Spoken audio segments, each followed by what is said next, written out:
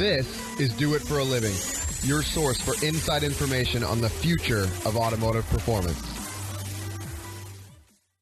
Losing my job was the best thing that ever happened to me. I'd say that to this day. I never understood what real happiness is until I left working for somebody else.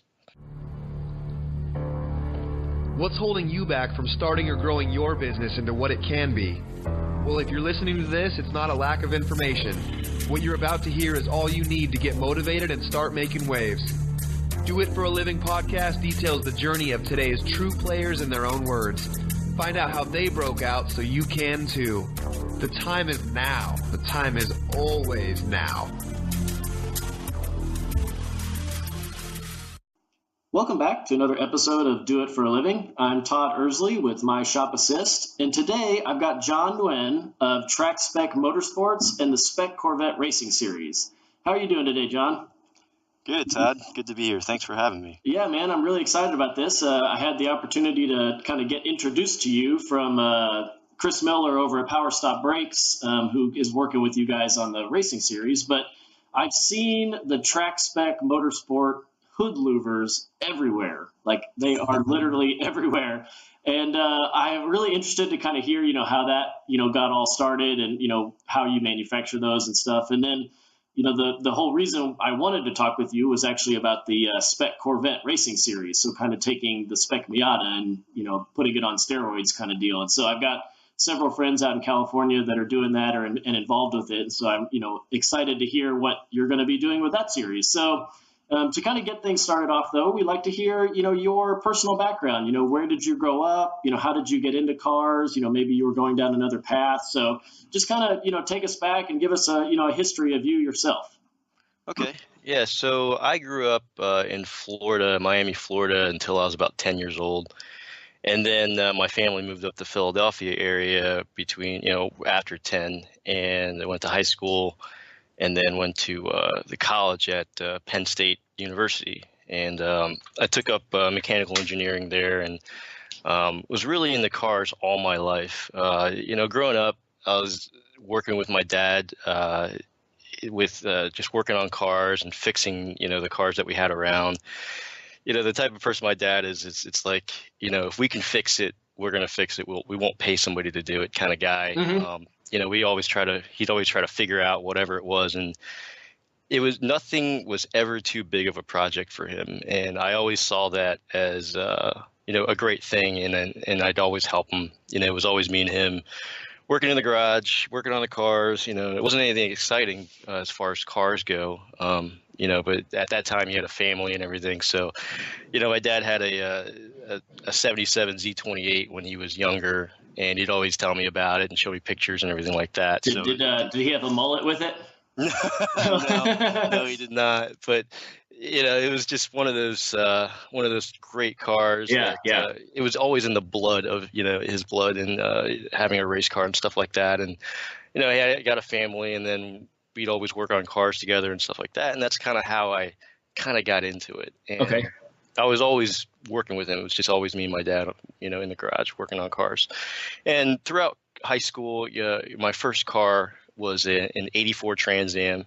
It was nice. Kind of a turd, but I loved it. It was red, the red Firebird. Uh-huh. And it had a 305 4-speed 700 R4 motor in it, or trans in it. And I think it made a whopping 160 horsepower. I think that was the high output motor, by the way. The LG4 low output was only 145, but this one had 160. So that thing was pretty fast, I guess. But for a high school kid, it was awesome. So I worked on that, and together me and my dad built that car, put a Crate 350 in it, rebuilt the trans, put Corvette servos in the trans, redid the rear, and the car is pretty fast. And going into college, I got into an accident with that car. And right before I got into an accident with it, I was racing some of my buddies, and he had a 5.0 Mustang, and it was bone stock, and I had this built 350 Trans Am, and we raced, and he destroyed me. Oh, geez. He's stock. So at that point in time, that got me into Mustangs. I was like, I got to get myself one of those. So going into college, I had a '89 LX 50 Mustang with a 4-inch cowl hood, slicks, drag lights, welds, and cam and gears and all that. So, that I was always known as this the Asian kid with a white Mustang, With a Mustang, yeah. the cammed white Mustang and slicks, driving up and down Beaver Avenue. So that kind of just really got me into the car scene there. And I met a lot of friends in college with the cars and the Mustangs, one of which, Ryan Kirkwood, who's the president of UMI, got UMI started when I was there. And I worked with him on a couple small projects that I needed for the Mustang. And that kind of got, I was like, hey, I need some lower control arm reinforcements. Yeah, because UMI is like a big suspension company now, correct? They are. They're huge. And Ryan grew that company from nothing. And I always joke with him saying, hey, man, I gave you your first design. Because I was tearing up my control arm mounts in the Mustang from drag racing it. Okay. And I said, hey, his dad owned a machine shop. And I said, hey, can you make these? I gave him a design. Can you make these reinforcements for me? And he started making them, and he started selling them. He gave me a set, started selling them, and all of a sudden, there's UMI Performance today. So I always joke with him that, I gave him his first design. Yeah, he would have been nowhere without you. Without me. So that kind of got, into the college. When I was in college, I was, drag racing and working on cars with all the guys there, and it really started to form, my interest in automotive side of things, and especially for American muscle cars. I've always had nothing but American muscle. So Trans Ams, I've had 2 Mustangs in college, and then bought another Trans Am once I wrecked the other one. And I still have the original. The first Mustang got stolen. Then I got an identical '89 LX that I still have today. That's good. Yeah. So I can't get rid of it. The wife wants me to get rid of it. She's like, never get rid of that thing. So it's just too much memories with that car. So that's kind of how it all got started. And so did you finish your engineering degree? Yeah, I finished engineering, mechanical engineering at Penn State. And, did you go and get like a real job? I did. So yeah, within each summer I took internships, and the company will go unnamed just in case I say something. A little, it was a very interesting experience over the 11 years I worked for this company. It was a major beverage company. And I did get I got a real job with them. A week after I graduated, they offered me a job right away, and I had internships with them for 2 summers prior. So it was really easy for me to get a job. And that's how they intended to work. Is they vet you through the summer internships, and then they hire you straight out of college. Absolutely, yeah, and that was it. I mean, there was no downtime whatsoever. They actually offered me the job the summer before my last semester there. So my last semester in college was like a breeze. Yeah, you already signed the paperwork. You already had your job. And I started the week after. So, I mean, I spent the next 11 years working for this company, and there's good and bad things working for a major corporation like that. A lot of it was good, and a lot of it was bad. And throughout that whole experience, there was something about working there. I knew there was more for me to do. I got bored with working.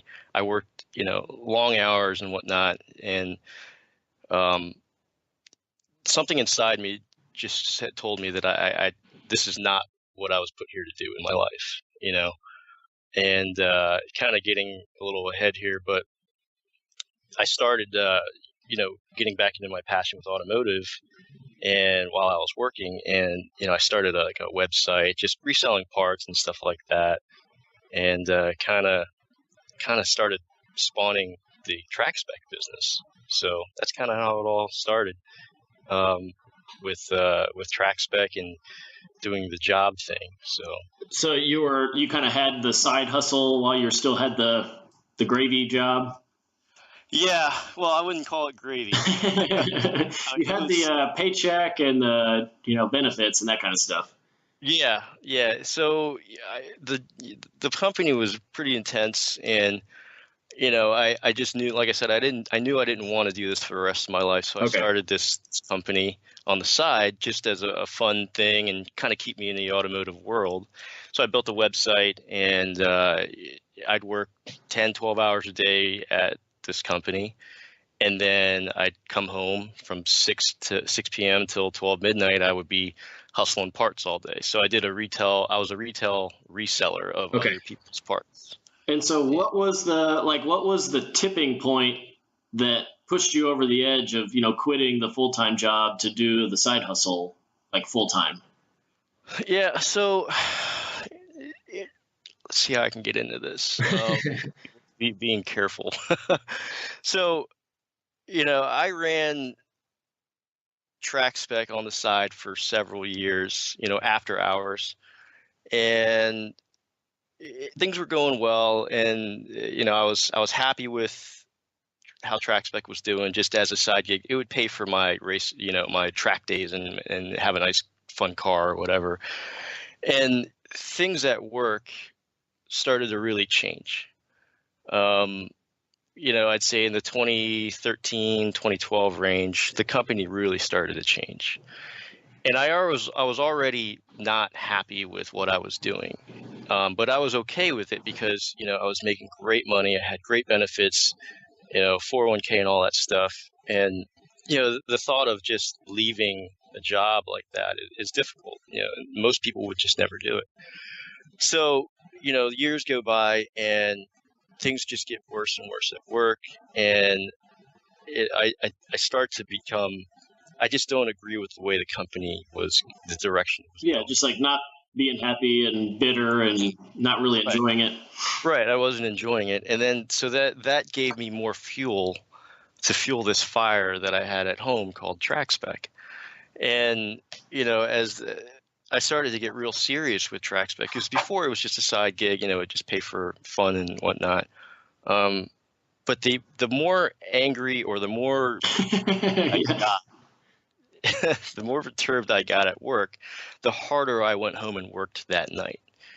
And it came to a point where, I started to evaluate the business. It's like, is this really working? Am I making any money doing this? Reselling parts and stuff. And the answer was no. The retail resale business is really difficult because anybody can start a website and anybody become a distributor for X, Y, Z. You're only competing on price.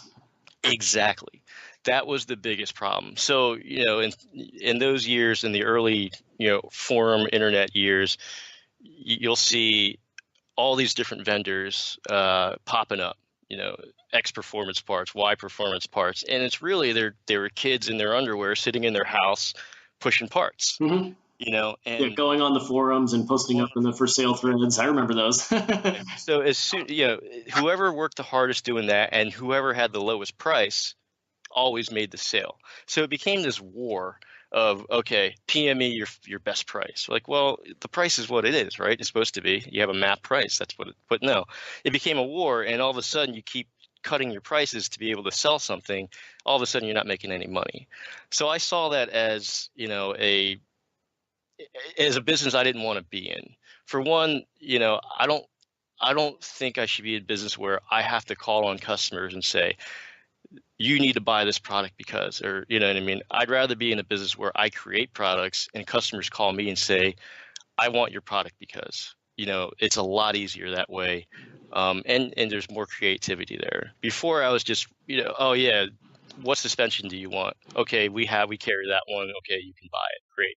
Okay, I'll give you a better price than this guy. And that was it. So I started transitioning the business. I pretty much cut off all the distribution stuff and said, I'm going to start designing my own products.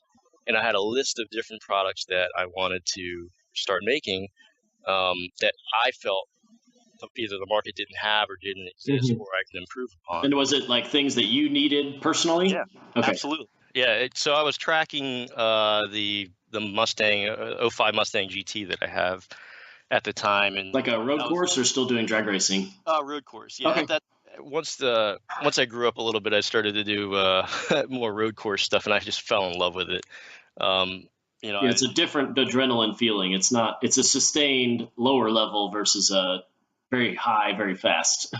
Exactly right. There's a lot more, I don't know, planning that goes into it, and also during, the driver racecraft that you have to have, it changes everything. So I really got into the road course stuff. And were you still in Philadelphia at the time? Oh, no. So early 2012, I moved to California with my company, for my company. Oh, okay. So you're still working there, but you got relocated. Yeah, I got relocated to California and came out here, and, I was they put me in charge of the facility here. Did you want to do that, or were you kind of like given? You were like, this is what you're going to do now? No, I wanted to get out. Okay. I was in Jersey at the time, and I don't know if you've ever been to Jersey, but there's better places to live. But yeah, Jersey's got its own thing, New York and all that, but it's fun. But I wanted to get out of Jersey, and I wanted to. There's something that told me that I need to go to California as a bucket list thing.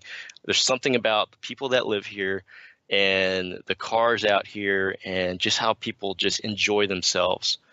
I wanted to experience that, because over there, I wouldn't say miserable. I just wasn't happy. Okay. So I came out to California, and an opportunity came up, and I applied for it, and I got the job running an automated facility for this company. So, did you have a family or anything, or was it just you? It was me and my wife. Okay. My girlfriend at the time, who is my wife now, so she came out right after. Okay. So I moved out to California and still doing the day job thing, and this is exactly when things started to get really, I started to work really hard on the Track Spec thing, and then started to lose a lot of interest at work. Okay. Right around that time, and California is a great place for automotive, obviously. So I was just surrounded by it. So I had a list of items that I wanted to start making as a manufacturer. And the very first thing that was on my list that I needed was, okay, I'm overheating at the track. I'm getting a lot of front end lift on the car. What can I do? What products are out there that can alleviate that problem and aid in cooling? I started looking at aftermarket hoods and stuff like that. And I remember the one day I took my hood off the car, my Mustang, the 05. I took it off, and as soon as I took it off, I was like, man, this hood is so light. It's a factory hood. It weighs like 16 pounds. And most carbon fiber aftermarket hoods, they're probably much heavier. Yeah, fiberglass with a carbon cover on it. Exactly. Yeah, most of them that you're paying money for are just a carbon cover, and they're 20, 25 pounds. I lifted the hood, and I was like, man, this thing's really light. Does anybody make hood vents that are designed specifically for a car? For specific platforms. I started looking around, and nothing. There was just nothing out there. So, I came up with a design and worked with Christian Paluzzi, who's our head engineer doing all this, all the CAD work. And we came up with our first I did the aesthetic, how it laid out, how it should look. And then we started doing testing on pressure differentials on the hood. So we bought all these Magnehelic gauges and tried to figure out exactly where we wanted to place vents. And so we got this range of pressure differentials across the hood. So then we have an ideal placement on where we want to put it. That's fantastic to hear that, because I think aerodynamics is a mystery to a lot of people. Right. And you can put a hood vent in the back of the hood thinking it's going to be somewhere good, but it may be in a high pressure zone. Absolutely. And go the wrong way. That's how a cowl induction hood works, and a lot of people don't. It doesn't really make sense that there's a high pressure zone right there, so there's actually good cold air coming in, and if you put the hood vent too far back, you can actually make it worse. Yeah, you absolutely do get reversion. So you're absolutely right, and we've seen so many not customers, but other people that have done their own custom jobs or whatever, and put them at the back. They get it wrong. You're actually getting air in there. So, but yeah, so we figured out placement, we got data, and we started doing aesthetic design. And it was important for me that the products look as well as they perform. So I spent a lot of time with how the first product looked and the designs of the louver blades and the angles of the blades and the structure to make sure it's strong. And we came out with our first set for the '05 Mustang. And I remember standing in the garage I'm still in right now, looking at this hood and cutting it up. And Christian comes over. He lives across the street from me. Christian comes over, he looks at the hole. He's like, I don't know, man. I don't think anybody's going to do this. Nobody's going to cut their hood up. Nobody's going to do it. I said, I think they will. There's no good solution out there, and I think this is what will work. And he's like, I don't know. He's shaking his head and he kind of just walks away. And to this day, I give him so much crap about that. Whenever every time you sell a set, you're like, I told you. If we hit a milestone of a sales number, I'll say, hey, I don't know, Christian. I think X amount of people do agree that it will work. And he just shakes his head again. So, I still give him a bunch of crap about that. But yeah, that was the first Track Spec product was the hood vents for a Mustang, and we went out and tested them. We did before and after testing with the Magnehelic gauges, closed the vents off, opened them up, and saw really great gains for differential and pressure difference. So, with the vents closed, you'd have a high differential. With the vents open, you'd have a much lower differential. And you're talking probably like in the engine bay versus above the hood somewhere? Correct. Yeah, okay. So we placed the Magnehelic gauges, one above and one below the hood surface so that you can measure the differential, so the pressure upwards. So when you are at speed, say 100, 120, you're going to have a lot of underhood lift and pressure. So when you have a lot of differential, that means there's pressure upwards. You're pushing up. When you have very little differential, that means the pressure is equalized on both sides of the hood, meaning you don't have a lot of pressure up. Mm-hmm. So you equalize the pressure. So that means you're increasing your net downforce, and you obviously have flow for cooling, because if it didn't flow, it wouldn't work. Mm-hmm. So that kind of that worked, and that was our first product. And so did you guys manufacture that by hand? Like, was it just cutting it out and then manually folding the louvers? Yeah. So we didn't cut, we laser cut. Mm-hmm. We got them laser cut, and we manually fold every single louver and assemble all of them by hand and deburr them, all of them by hand, everything, and still do to this day. Because there's so many like variances. Like correct. The tooling for that, you'd have to get one tool for each one, correct? Right. Yeah, you would have the variation in tooling. It just didn't make as much sense at this point in time to go and make tooling for the folding and whatnot. So, to this day, I still have somebody or myself assemble these louvers for all these different platforms. So, one of the turning points of the company was we were out at Willow Springs. Christian and I were running our cars. He had a Camaro at the time. I had my Mustang, and it was a hot day. It was about 95 to 100 degrees at Willow Springs, and I see this guy in his trailer, his Corvette, and I see him take his hood off. It was a GT2 car, Corvette. Take his hood off.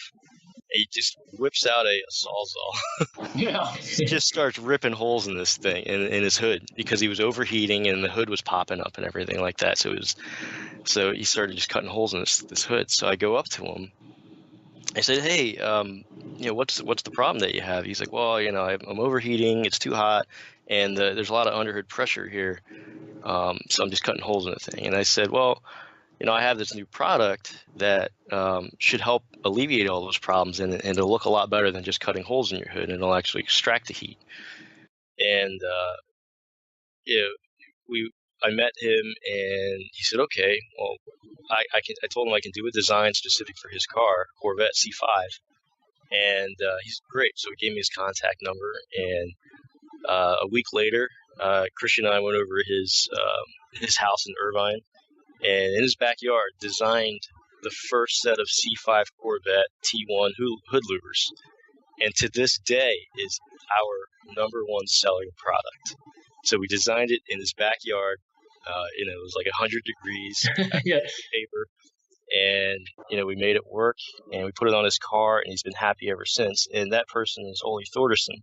I don't know if you've heard of him. He runs a GT2 car, but he's now my business mentor and partner in Spec Corvette. Funny. Oh, very cool. So with that product, it was were you taking like the knowledge you gained from the Mustang hood and all the testing to just create one for that? And did you go back and do testing on it to make sure that what you did was correct? Absolutely, yeah. Okay. So we basically, I got the aesthetic design on how I wanted it, and then we took a C5 Corvette and did exactly the same thing with the Magnehelic gauges and pressure differentials and placement and whatnot, to get the placement right for extraction. And we put it all together and created the C5 T1 kit. So, once the C5 T1 kit came out and started really moving, that was the turning point for the business. What year was that? Like, what time frame was that? I think that was like 2014. Okay. 2014, and I still have a day job at this point. Still haven't left it. Still getting to that. So that's the turning point of the company. I was like, okay, now we're starting to move product here, and I am working at home, after hours, 6-7 hours a night. And so you were just you were relying on, you had a website that held your products, but you were kind of relying on, word of mouth and going to races and talking to people, or was there anything else that you were using to push the product? At that time, word of mouth and forums was the big thing. And once I got the products on a couple customers' cars, like Corvette Forum and whatnot, it really started selling itself because it solved a problem. And I'm really, really big, especially nowadays, on creating products that solve problems. Because if you can solve a problem, customers will call you. You don't have to call them to sell your product, So it was great for me to see, okay, we solved this customer's problem. And then I get another phone call. Hey, I heard John got a set of these and his cooling issues are resolved, or his front end lift at 150 miles an hour is resolved. I'll take a set. So that's when it was like, okay, we got something here. I need to do something. And at the same exact time, the day job was getting worse, and the direction that they were going was just, I did not agree with it. And there was a lot of friction there. And, if you weren't a yes man, and if you weren't 26 years old, and, I wasn't 26 years old at the time, I'm 37 now, and that was only a few years ago. If you weren't 26 years old, and if you weren't a yes man, you weren't in the boys club at the company. Yeah. And I'm sure a lot of other people probably go through that too, or see that. My boss, I got a new boss, and he was 20 something years old, very little experience, and trying to run, a facility with me, that did not work. So I had to make a choice, really. I saw things started to really go downhill with how things were running, and I had a very different expectations on how a facility should run versus how I was getting told to make it run, and it just didn't work. So, at some point, things got bad enough where, I made the decision that I jump on board and be a yes man and do exactly what everybody tells me to do, or I just stay the path that I'm on and see what happens. And I took the path of, I'm going to do what I believe is right. And if that's not what the company agrees with, well, then that's what it is. And, once I got my new boss and, he's a super young kid and stuff like that, I got the worst. And this is great. Nobody knows this story. You're the first one, and I guess everyone listening is hearing this, that actually what exactly happened. Once I got my new boss, I got sat down with my yearly review, and I got the worst review I've ever gotten in my life.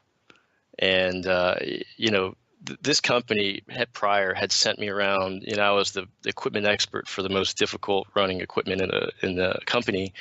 And I would write procedures on how to run it and procedures how to fix it.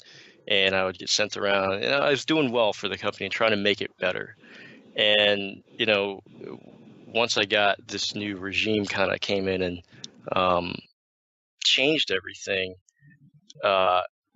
I got sat down and got the worst review of my life. I've never had that before. It was always, doing great or this or that. And we'll have you go here and help us do this. And great. But yeah, so I sat there and I just couldn't believe it. And, it's a turning point in your life where you need to make a decision and say, okay, either I'm going to get on board or I'm not. And I didn't. And I remember that day walking out of there and essentially, coming to an agreement with them that I will no longer be an employee there and, essentially getting fired. And nobody knows this, which is great. But yeah, I had the choice to make. Either I stay the path and stay there and put a big smile on my face, or I get let go. And I sat there and I was okay with it. I got let go. And you were like, well, this is perfect because I got this other deal that I like doing. Right. I mean, at the time when you're sitting there in this situation, in this room where you've spent 11 years of your life working as hard as you can, giving up every moment from your family and stuff to do the best that you can for the company, and then that happens to you, I got to say, it is a really terrifying situation to kind of be in, because I was always a company type person. I'd do anything for it. I remember walking out and getting into my Mustang, getting in the car, and I was just kind of driving. And I was like, what am I going to do? What am I, all the thoughts come into your head. What are my parents going to say? What is my wife going to say? And then she kind of knew a little bit what was going on. But what is everybody going to think? And all these things that the perception of, oh, you don't have a job anymore, or you lost this job that was great. Inside I knew it wasn't great, but the perception, and everybody's always worried about perception on how I look or how you look or something like that. But all those normal, natural thoughts started going through my head as I was driving home. And a lot of people talk about self-doubt and how you kind of think about what you're doing and if you can or can't do something. I remember specifically, before I have an hour drive home, I remember where I was exactly. I was on the 605, 405 interchange in California. If anybody knows where that is, it's a terrible traffic leak. Okay. And once you get through the traffic, it just kind of opens up and you're going, 80 miles an hour or whatever. And I remember just as I got out of the traffic, I'm sitting there thinking, what am I going to do? What am I going to do for money? What am I going to tell my parents and all these things? And then all of a sudden, it just dawned on me. It just hit me, just like the traffic stopped as far as like it opened up. And I said to myself, and I remember saying to myself out loud, I can do this. I said it out loud to myself. I can do this. And I said it probably 15 times on the drive home after that. I can do this. I can do this. And I put a smile on my face. And it was just this freedom that I just created for myself that I didn't realize I had the power to do beforehand. And I was, by the time I got home, I was happy. Most people, after going through a situation like that, sometimes never get out of it, or they just, oh my God, I got to go find another job right away and just get right back into that grind that you hate. But I remember specifically, by the time I got home, I was ready to go with, what I had going on at home, with Track Spec. So that was the tipping point and the turning point for everything. And, you just take a negative situation and turn it into the biggest positive that your life can handle. And you kind of just take it from there. So that's kind of the story in a nutshell. That's awesome. Really became and how I took it on full time, Yeah, it sounds like it was a long time coming and a lot of preparation work up to that point, and good timing for a bad thing to happen.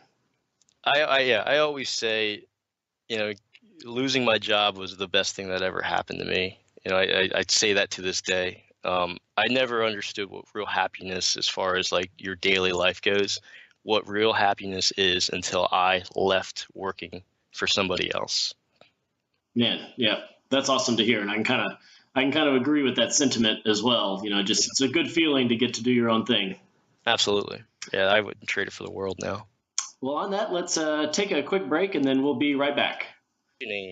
Have or didn't, positioning, have or didn't, positioning, have or didn't, positioning, have or didn't, positioning, have or didn't, positioning, have or didn't, positioning, have or didn't, positioning, have or didn't, positioning, have or didn't, positioning, have or didn't, positioning, have or didn't, positioning, have or didn't, positioning, have or didn't, positioning, have or didn't. So we're back with John, and he just kind of ran us up to the point of quitting the day job and running Track Spec Motorsports full time. So can you kind of give us the ramp up schedule of the business? So it sounds like you mentioned earlier that you're still in the same spot.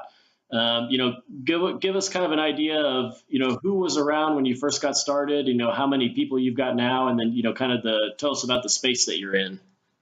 So the space that I'm in right now, as I'm sitting here, is exactly the same space that I started in. I don't have a massive shop or anything like that, and for really good reason. I think one of the things some people do sometimes are they're worried about, oh, I need to have a shop space, because it's kind of embarrassing if if a customer comes by and they want to visit or purchase something, that I'm working out of my home shop. But for me, the most important thing that I can do for this business is to assure that I make really good business decisions around financials. So, living in California, it is extremely expensive, extremely difficult. You see shops open and close here every week. And I just don't want to overstep my ability and make sure I grow the company properly and do the R&D and spend the money in the right places before I actually start spending money on a shop. So I am currently still in a 2-car garage that my apartment is right above it. It's about a block from the beach in Huntington Beach, which is a great location to have. And I literally wake up every morning. My commute is about 15 steps down the stairs. Uh-huh. I open the garage door. I smell the ocean breeze.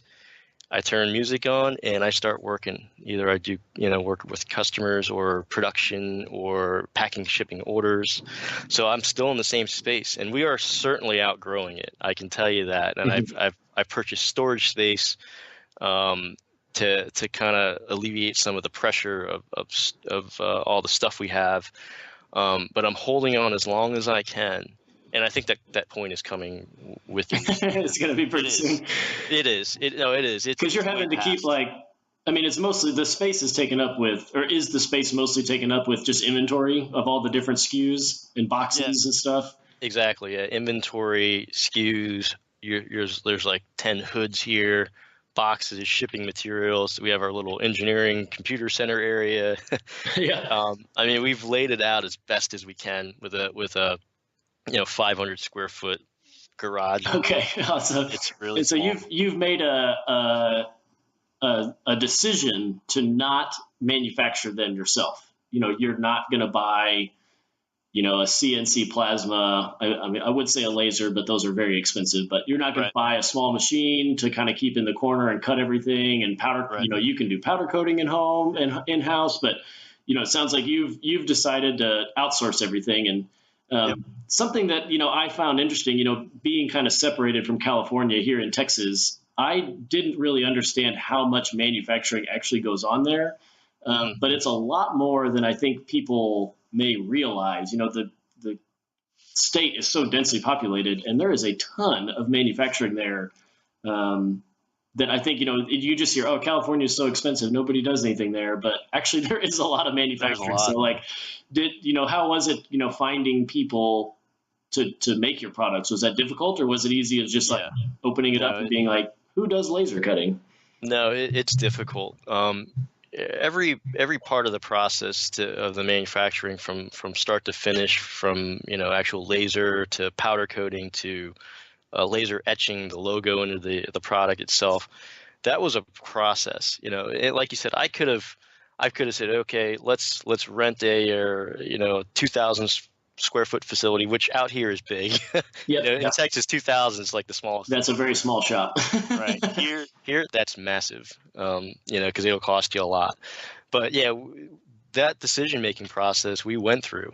Okay, we said, I want to buy a laser or a really good plasma cutter, budget that I could afford, so we can start manufacturing this thing. Okay, so then you're going to have to pay for electricity. We're going to have to pay for a space, and then you're going to have to pay somebody to run the machine and do the work, switch all the panels out, and then you're going to have somebody sand everything. That becomes, you're manufacturing at this point. So what you have to do is really you do your due diligence and go around and work with different facilities, manufacturers, and setting your expectations of what you want, quality wise and price wise, and then trying them. So we tried several different facilities until we found the right one to manufacture, or at least for the cutting. And then powder coating.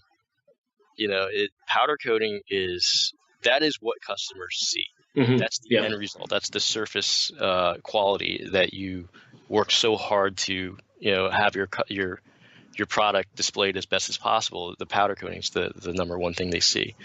So finding a powder coater to get to the level of expectation of what I wanted was and is still difficult.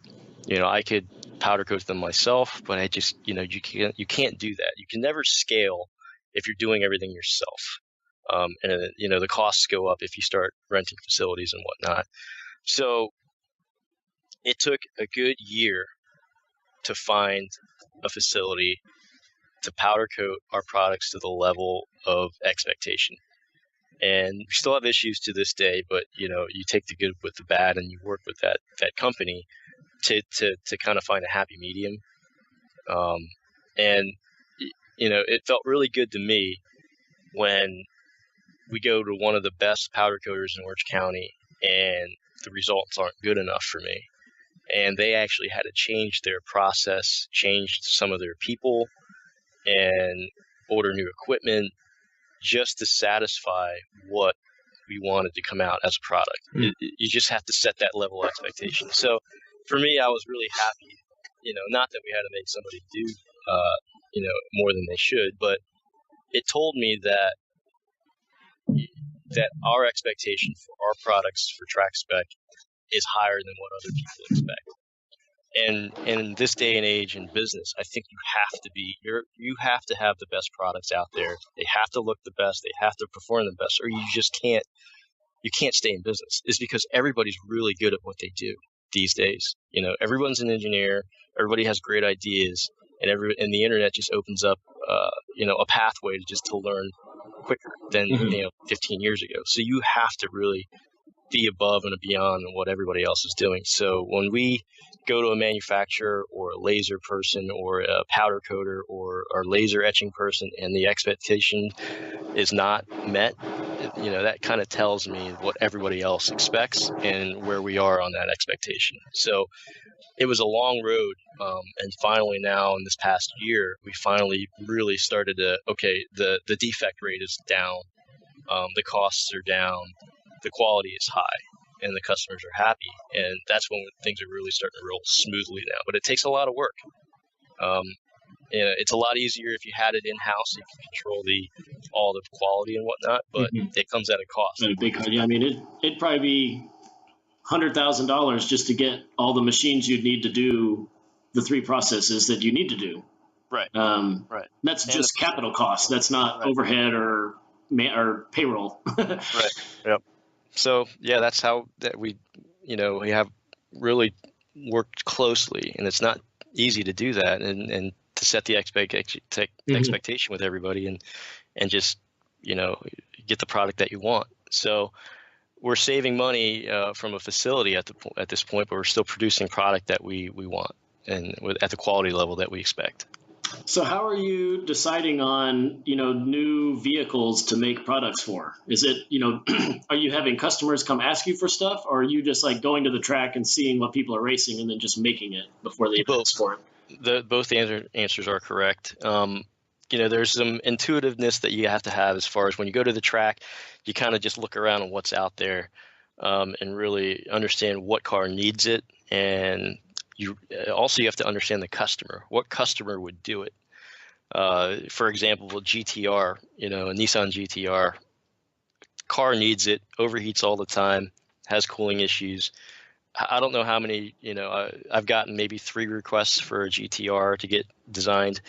But not many GTR owners are going to cut their hood open. They can afford to buy a hood, or something more expensive. So you kind of have to just make some good business decisions around your customer base and what car needs them, and go out to the track and really see what's going on out there. So that's kind of how we decide. And the customers call us up. If we get enough requests, we'll design it specifically for that car. That's cool. Yeah, I just bought an E36 M3 and was looking at you guys' hood vents. That's a much older car, and I was like, yeah, we have them. I was like, I bet they've got some for this one, and yep, you sure do. Yep. I don't know if I'll be tracking that car, but they look really cool, so I'll probably just buy it anyway. And so with the quality control, like it looked to me like you kind of pay homage to Henry Ford in that you make a product in every color as long as the customer wants black, kind of deal. Is that kind of the case? You're like, hey, they're going to be black whether you like it or not, because it's going to look good on everything. If you want to paint them your own color, feel free. Like, do you sell them raw, or is everything?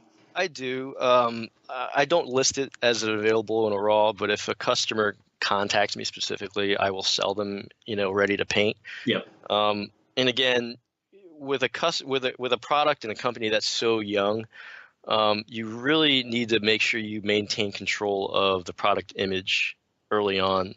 And in my opinion, I think the product looks best in a satin black. Not everyone will agree. So aesthetically, I think it looks great with the color that we have. It'll match everything. And in addition to the how aesthetically I think it looks, you just can't have 10 SKUs for one product based on color. That would kill you. Your inventory levels would just increase to the point where you can't hold. I'd have to have another facility just to hold, a white. The variances, yeah. It's just not the right business decision for me to make. Maybe down the line, I would entertain the idea.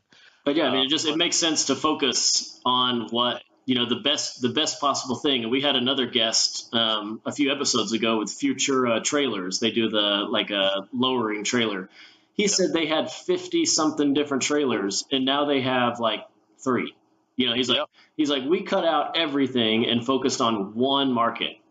Like they made trailers for like garden and motorcycles and like all this other stuff and moving stuff. He's like, forget that. We're just going to make, one type of trailer. And it's like made his business much easier because you just don't have to think about as many things. You can focus in on what works best. Right. Your cash flow is absolutely, the lifeblood of a business. And when you have too much inventory, you have cash sitting on it ties up your cash. It ties it up, and you cannot develop. And for the plan that we have for Trackspec's growth, the hood louvers is just a very, very small piece of what this company is developing at this time. And if we were only planning on making hood louvers for the rest of my life, maybe we'll entertain the idea of offering different colors. Mm-hmm. But for the 99% of the customers out there they're okay with the black, that's fine. The 1%, I'll let them be able to coat it themselves, and I'll give them a discount on that, so they can take care of that. mean, that frees up cash for us to develop, the company into exactly what we want it to for the future, for our 3-year plan. Very cool. Well, I want to kind of shift gears here to focus on the other topic, which is the Spec Corvette series. So what spearheaded that, and I mean, obviously you make products for it. And since you developed the racing spec, you only allow that one that one hood louver in the rules. But, what prompted that? And, why did you choose to go forward with that? So Spec Corvette is really interrelated with Track Spec and how it became. With Track Spec and me trying to do the best I can with learning, road racing and product lines, and trying to figure out what new products that Track Spec wants to develop. I crewed for Ole Thordessen's number 22 GT2 ST2 car in SEC NASA, and I don't take pay or anything like that for it. I volunteer because I truly want to learn, the grassroots racing scene and the products out there, the guys that are running the Corvettes and and what they're running and the struggles and all the stuff that you go through when you road race, on a semi, I wouldn't say professional, but on a grassroots level. It's very serious. It is extremely serious. I think at that level, it's probably more serious than some of the pro guys, because honestly, those pro guys are getting paid for it. These guys are going out there with their own cash, privateers, towing out there, and they're spending their hard-earned money just to get, just to race. So they take it very seriously. So, this past year, I was fortunate enough to work with Ole and travel around the country with him, crewing for his GT2 car. And the amount of things that I've learned from that experience is just unbelievable, both for Spec Corvette and for Track Spec Motorsports and the product development side of things. So Spec Corvette, one night, I think Ole and I were driving back from Buttonwillow when we had a race out there, and I was supporting him there, and he was towing his trailer back and I was driving in my car. And right before we left, I said something to him about, hey, what do you think of a Spec Corvette series? And the reason why, it kind of dawned in my mind, or came into my mind, I had been thinking about it for a little while. And supporting Ole in his GT2 car, that's an effort. That is an absolute job. As far as it's not hard work, but supporting a car at that level is, one, very expensive. Two, is very time consuming. In between races, you need to be tearing the car down, inspecting everything, replacing parts. If you have an off-road excursion, you break the splitter and all the kinds of stuff you have to repair. And I saw all that as I was, working through the year with him, of how much effort it takes to run a competitive GT2 car. So that day, after the race, I kind of mentioned it to him. I was like, back in the days, what was something that you guys did that was kind of a little more low key but still fun? And he mentioned T1 racing, the original T1 SCCA racing, which consisted of C5 Corvettes, a very simple build, and limited parts that you could use, and I guess quote unquote a budget series. At that time, it was expensive because the cars were brand new, the parts were all new, newly developed. It was expensive. But these days, the parts are readily available and the cars are available. So he said T1. So then, I came back to him and said, what about the Spec Corvette? What about a Spec Corvette racing series? And I could see that we just kind of looked at each other and like, all right, that sounds like an idea. We got in the car, started towing our stuff home. I'd say within 30 minutes of the drive home from Buttonwillow, which is a 3-hour drive, I get a phone call from Ole, and he says, Spec Corvette, let's talk about this. Yeah. And during the entire drive home, we got about 95% of the rules that you see today discussed. And everything from, the engine spec, the suspensions, what suspension or at least how with a coilover, what type of suspension that we're going to allow, all the way down to the braking system, what we're going to allow. And so within, a 2.5 hour time span of coming home from a GT2 race, we had the Spec Corvette rules kind of laid down in our head. And we were so excited about it, and Ole was extremely excited about it. I woke up the next morning, and he actually wrote everything down. He went home and typed it up and formally sent it to me and said, this is what we talked about. Here's all in paperwork right here. And, I looked at it, and everything looked good. And we just knew it was something special as far as what was available for grassroots racers. Especially for somebody like myself that doesn't have a budget. I can't travel, I don't have a budget to build a GT2 car and competitively race it wheel to wheel, nor do I have like a lot of wheel to wheel racing experience. So you put those two things together, I could never be competitive if I walked into SCCA and ran GT2 or ST2 in NASA. So it always deterred me from building a wheel to wheel car. But when I add when we put these specs together, I was like, man, I can afford this for one. Two, if we run the series, outside of SCCA, with a track day series that runs wheel to wheel called Speed Ventures, it'd be a lot more relaxing, atmosphere. There's not all these racers and there's not all these people just ready to kill you on the track. It's kind of like a different feel to it. So it was more welcoming, and we started to talk to people about it, and everyone we mentioned it to said, man, that's a great idea. That's a great idea. I would totally do that. If you make the series, I'll build a car. That's all I heard. If you make the series happen, I'll build a car. And so we wrote everything up, and it was, build a Spec Corvette wheel-to-wheel racing car for under 20 grand, including the cost of the car, including all the safety gear. And what we did was we went out, and it was really, a time-consuming and tough thing to do. Is we went out and talked to all these manufacturers to say, hey, this is what we're doing. We visited their facilities, spoke with the CEOs of the company, and said, hey, this is what we're doing, and we'd like you to be involved. And in lieu of sponsoring a series, most companies sponsor series, they throw cash in. We don't want the money. What we want you to do is give us a break on the parts so that the racer can afford to build these cars. So that's what we did. And we got a lot of companies on board. For suspension, we run AFE Control FOT series.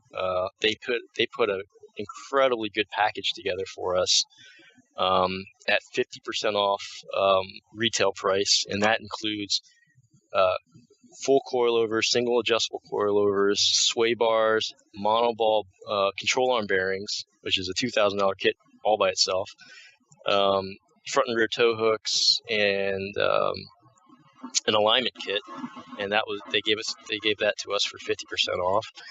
And then we went to Willwood and said, hey, we want a big brake kit. What can you do for us? And they also did the same.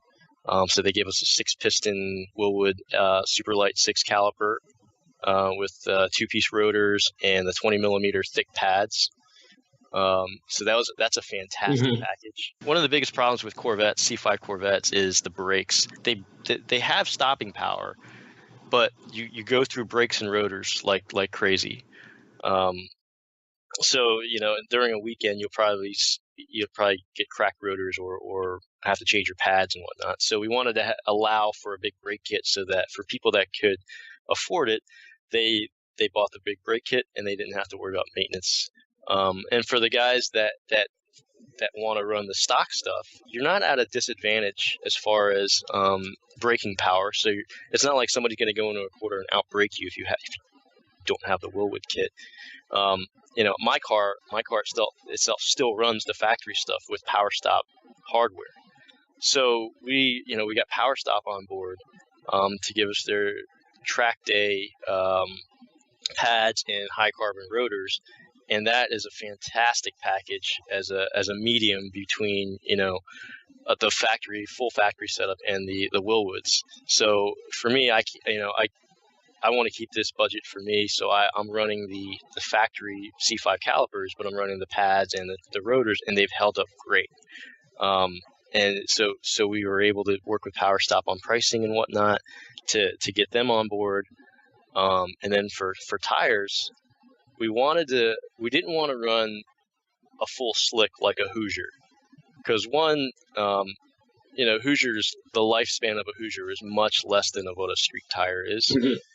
And two, the expense. A set of Hoosiers would cost $2,200 to $2,300, and you'll probably get their fastest only on their first or second lap. Yeah, and that's why I shifted away from NASA. I never did the tire game, but I was never competitive. It was like, you won tires if you bought a new set of A6s or now A7s. Like, right. The guys that did that won.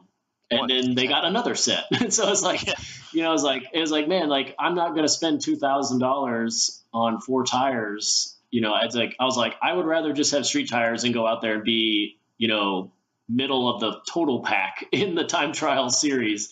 And like, the race director was always like, man, why don't you step up? Like, get some real big man tires. And I was like, I just don't want to. I'd rather drive slow on one. Like, I can make one set of tires last me half a season versus 2 laps. So yes, I was really happy that I saw that you guys are using the Falcon 615K pluses. Yeah, which is a great, like that 200 tread wear number. I just love that you guys picked that up as well. Yeah.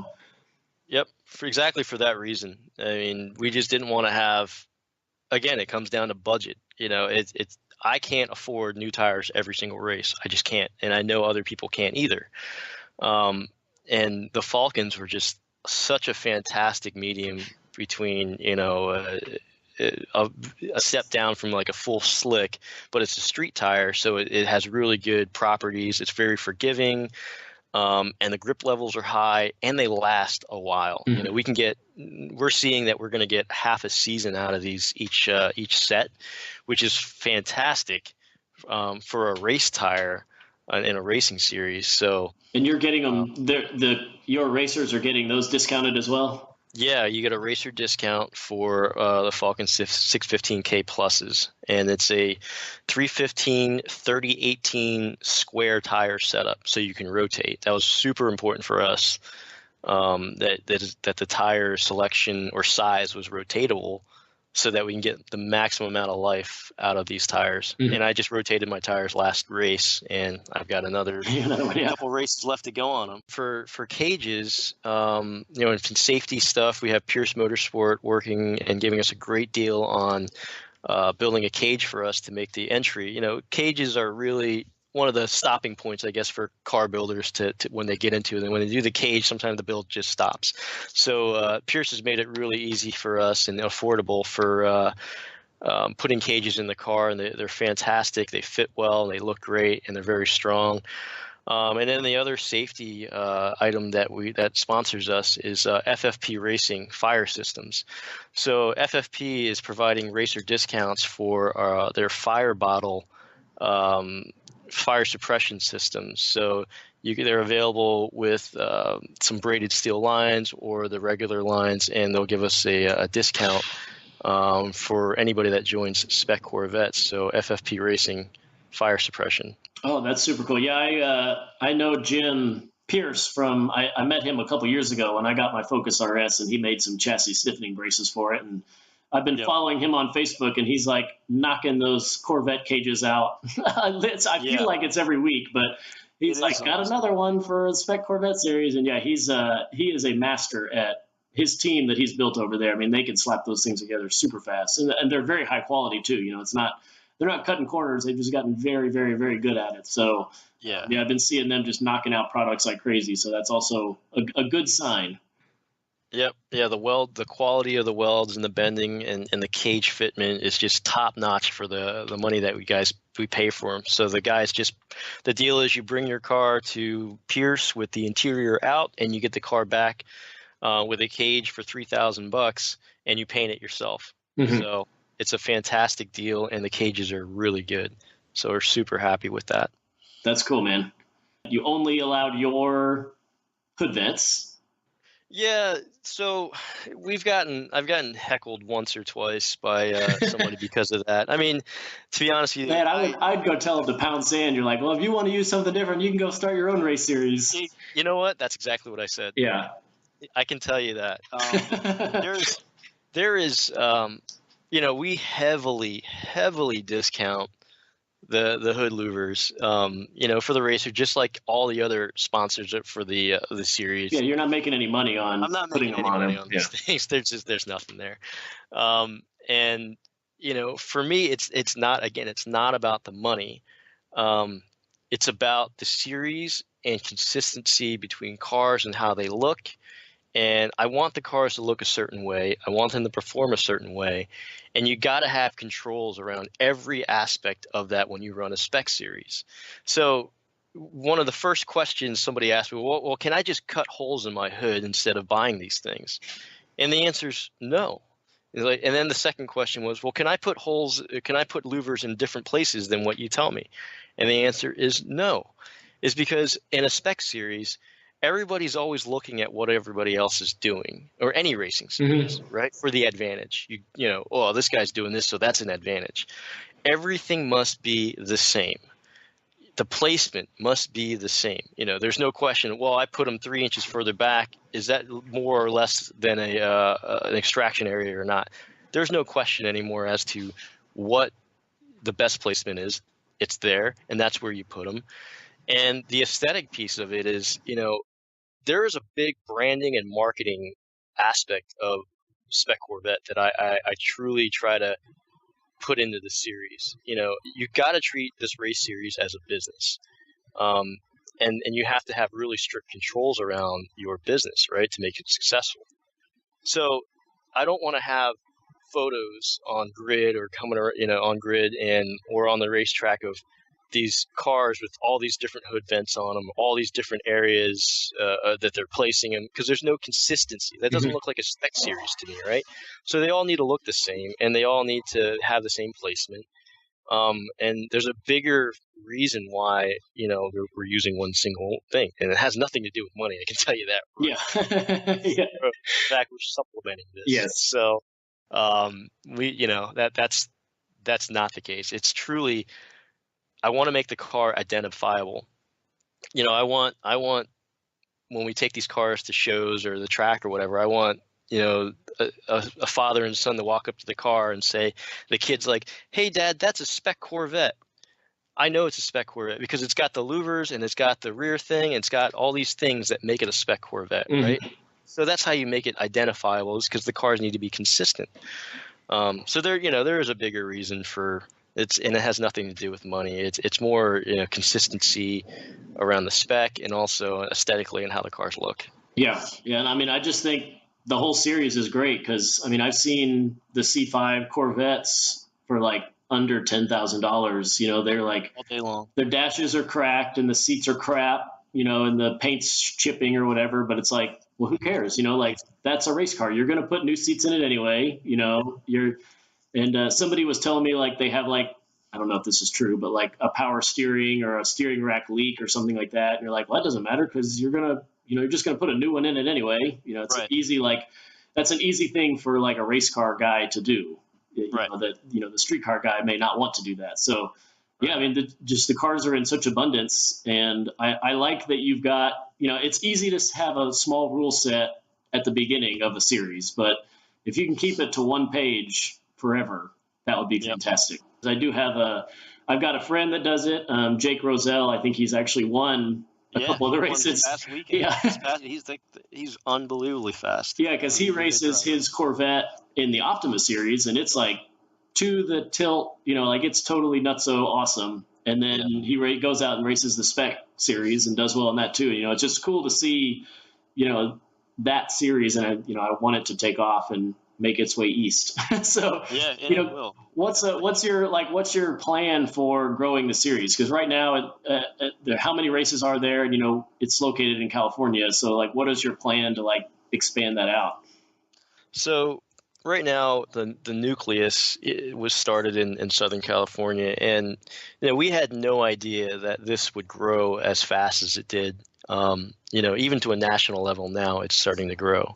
So we've got builds going on in all different regions. You have 2 to 3 cars in each region. So Northeast, we have Southeast, we have Midwest, we have Arizona just got on board now. The Arizona region, there's a couple of guys building out there.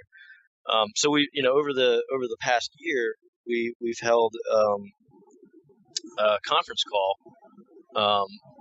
We scheduled it on Corvette forum and said, hey, we have like a 17,000 view thread going on Corvette forums, and we posted something and said, hey, we're going to have a conference call going on and to kind of get the nation on board as to what we're doing and answer any questions that they had. And we did that in, I think it was late July or August last year. Okay. And we used a conference bridge, and we couldn't believe it. People couldn't get on. We clogged the conference bridge. Wow, really? Yeah. Jesus. So there was people messaging me or saying stuff on Corvette Forum like, hey, I'm trying to call in, and it's saying that full. the conference is full. So, and we just looked at it and they're like, wow, what is going on? So, to kind of get we tried to get the entire nation, on the phone, and it didn't work because we just didn't have enough space. But what we're doing now is we're working with kind of strategic partner, builders out in each region to kind of be the cheerleaders in that area. Because once the cars are built and go on the track with all stickered up and everything like that, it's going to be a domino effect of other people building it. And we've already seen that. So we have about 27 drivers or builders in Southern California, and then 10 scattered around the nation starting. So we have these cars getting built, and once they get out on the track, they're gonna generate a whole lot more interest. And as they're building, they're starting their own build threads on Corvette Forum and also on Facebook. And we have all their contact information. So every time we have somebody that from another region join and register for Spec Corvette, we add them to our database, and then we connect everybody. Okay. So we're trying to build this database of drivers and builders in each region so that they can interact, and then together we will find whatever avenue is best for them as far as who's going to hold and race hold the series itself, whether it be NASA, SCCA, or their local track event. Just a track weekend or something. Yeah. Right. It's because there's a lot of Speed Ventures. They have a wheel-to-wheel race, that started out with Super Miata, and now they're a track day event company, but they also hold wheel-to-wheel events, and a lot of other track event companies around the U.S. can do the same. And there's no reason you can't run the Spec Corvette in what would it be, like ST1? No, it would be in T2 or limited prep T1. Okay. So yeah, and cross-classing is you're right. That's a great question. We're building these cars to be competitive cross-classing too. So you could build it to be a really fast track day car. You can race it in Spec Corvette. You can race it in SCCA. You can race it in NASA and be competitive. Mm-hmm.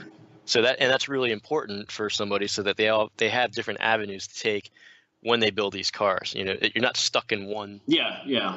One little deal. Yeah. Well, if you don't already have somebody in Dallas, I've already proposed it to a shop that I think would be excellent for it. So we can get off the deal. We could talk about it. But I mean, that's really cool to hear. Because again, I don't have a Corvette, but I'm really happy to hear that it's kind of, you're taking steps to grow it to other areas. It can be like a regional series, and then maybe have a yearly, finals or something like that, or just make it a national series.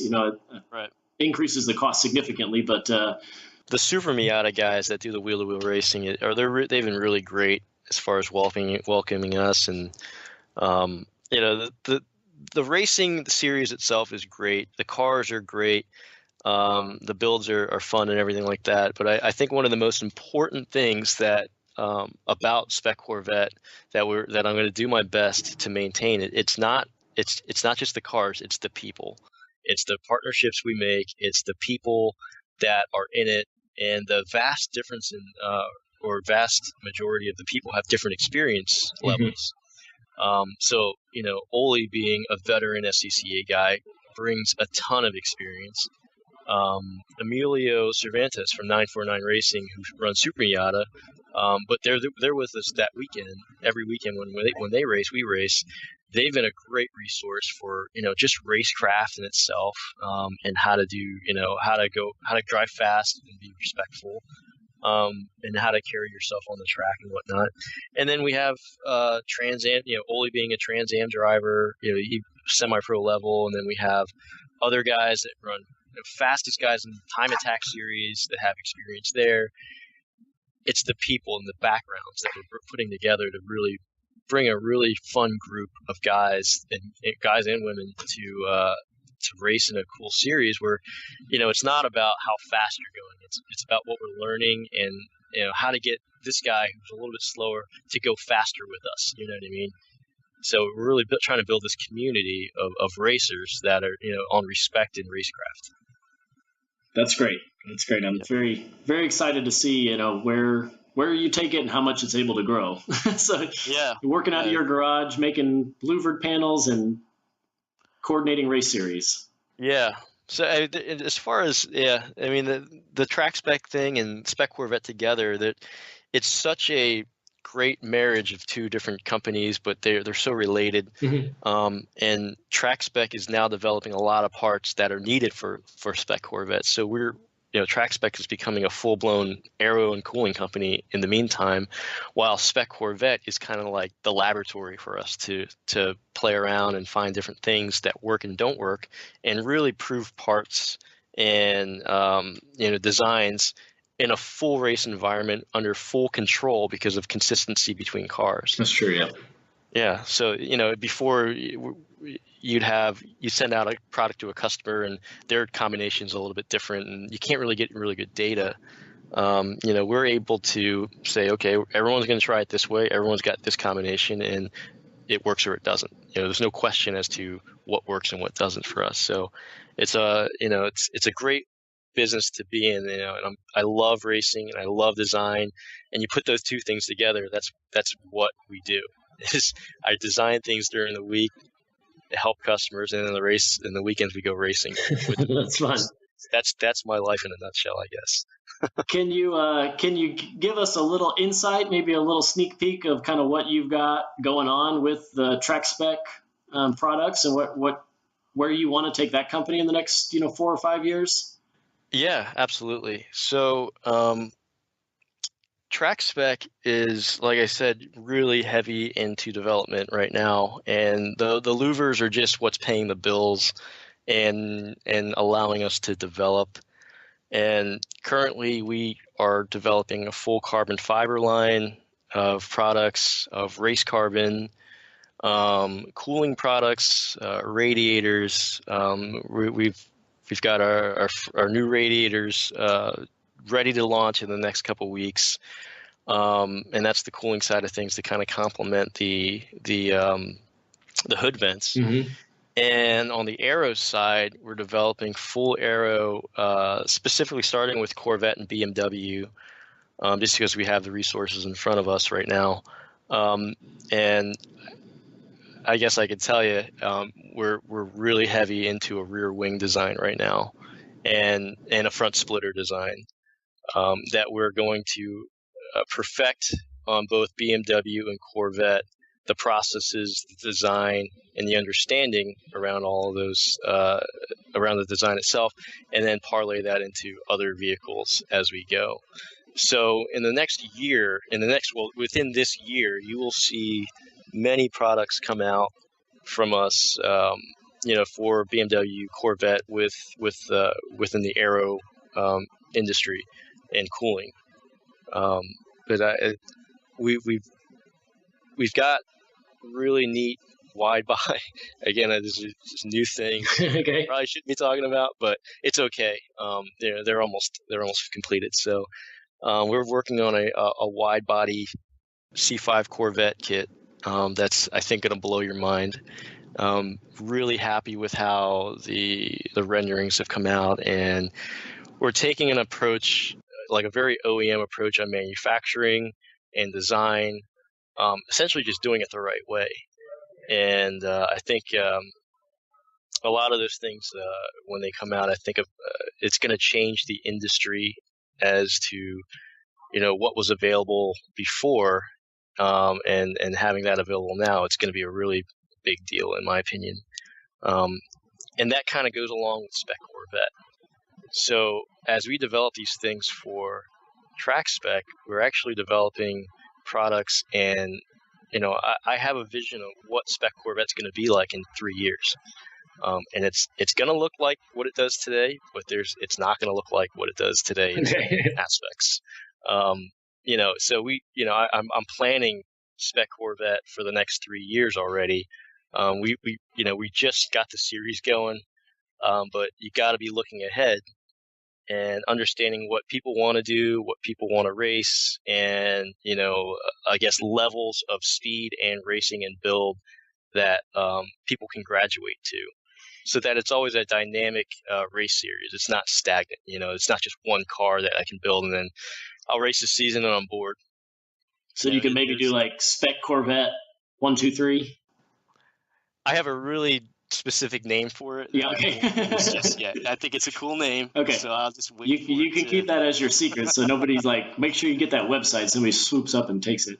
Yeah, exactly. So I have a very specific name for the future of Spec Corvette, and I will only release the new series or promote the new series when I think the original series is mature enough to do so.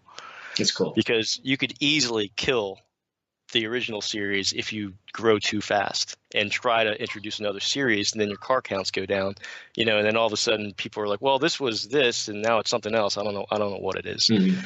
So, for the plan for us is to really grow Spec Corvette as it is today.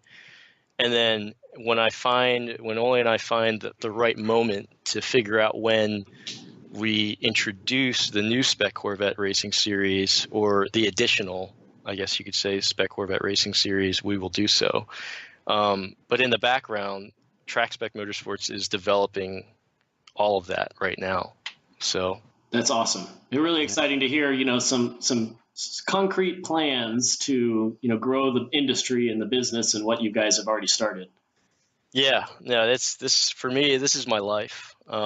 And I need to make sure that it's the business is there for me in years to come. So the Spec Corvette thing is, it's not a money maker or anything like that. And people are like, well, you're making money off of this. No, I'm not. This is a passion-driven racing series or business, and it is costing money more than anything. But it's kind of like one of those things. We're spending our own personal money to grow this series. It's just because something inside of us tells us we need to do it. If we didn't do it, we'd be shortchanging ourselves in the racing industry. It just has to happen, kind of one of those things. So we take our own money and put it into this series and grow it. And, we buy all the stickers and the T-shirts and all kinds of stuff, and with our own personal cash, just to kind of see it grow. It's one of those things where it just has to happen for us. Still very, very passion driven and giving up a lot to make that dream come true, huh? Yeah, no doubt. Well, just I've got one kind of fun question I always kind of like to ask people. I know that your daily commute is down the stairs, but when you have to go get groceries or go run errands, what is your daily driver car? My daily is the Mustang. I ran that car in Optima. Up until this, I guess, a month ago, it still had all the Optima stickers. Okay, yeah. Seriously, yeah. It was all stickered up. It's got 315 square on it all the way around. Sometimes I run it with slicks, and I drive that daily. I deliver parts in it. I pick up parts in it, and people just look at me like I'm nuts. Got a cage in it. It's a lot of fun. It's really loud. I mean, it is a full track car, and that's what I have. Honestly, I don't have another. I don't on the Civic to drive around every day. That is my daily driver. Is that car. On the carbon trunk, I have to open the trunk up, I have a zip tie that sticks out the back that that I have to yank on to open the trunk. Pull on it. I pull on it, and it opens the trunk so I can load up all the new parts that I have from powder coating, or when I go pick up construction paper or something like that. That's great. So, that's really funny to hear. Yeah, that's what I drive every day. Well, cool, man. So, just to give, if people are curious on finding some more information, where can they go online to, learn about the products you make and see if you guys make one for their car, and then, see more about the series? Yeah, so for the Trackspec Motorsports, you just the website is trackspecmotorsports.com, and you could find us even on Facebook pretty easily with just the company name, and also on Instagram. It's pretty easily found there. And for Spec Corvette, same exact thing, speccorvette.com, and it is a full.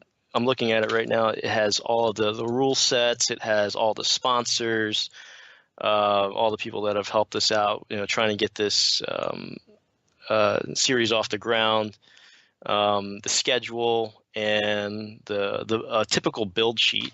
So you can kind of look at, we've broken down all the prices on the website for what you could sell off the car for what price, and also what the costs are associated with purchasing a car, and the roll cage, all the safety stuff, and all the modifications, what they currently cost so you can get an idea of what, if you're going to attack this build, what you're up against. And it'll be under $20,000 if you build it yourself. Very cool, man. Well, that's a lot of great information, and look forward to seeing, where you take the manufacturing company, and then also if the racing series comes my way and heads east. Absolutely, yeah. There's no doubt it will head east. Cool, man. Well, thanks a lot for taking some time and telling us your story. Great. Thanks, Todd. I appreciate it. Thanks for listening to Do It for a Living. You can find out more about this guest, this show, and even details about what we just talked about at our website. Check out the Facebook page at facebook.com/doitforaliving and tell us who you want to hear from. And most importantly, subscribe to the podcast. Click subscribe. Do it now. Seriously. I'll wait while you grab your phone. Open up the podcast app, tap the subscribe button. When you subscribe, you help us gain momentum and attract more high-level guests. Thanks for listening, and good luck.